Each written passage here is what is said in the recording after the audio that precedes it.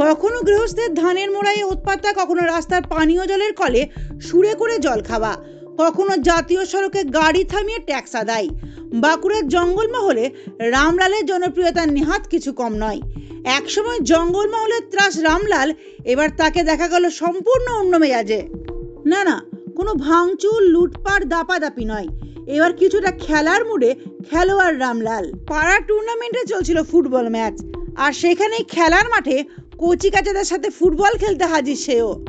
একদিকে একাই দাপিয়ে করলো বাজিমাত, ভারী পায়ের থাবাতে সজোরে লাথি ফুটবলে।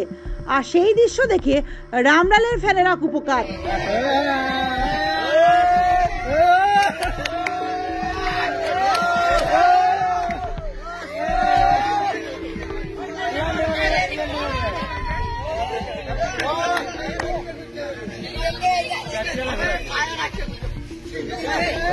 আতঙ্ক নয়, এদিন রামলালের কীর্তিতে যথেষ্ট আনন্দিত স্থানীয়রাও। ঝাড়গ্রাম থেকে নিজস্ব প্রতিবেদন, সমাজ পরিবর্তনে মানুষ।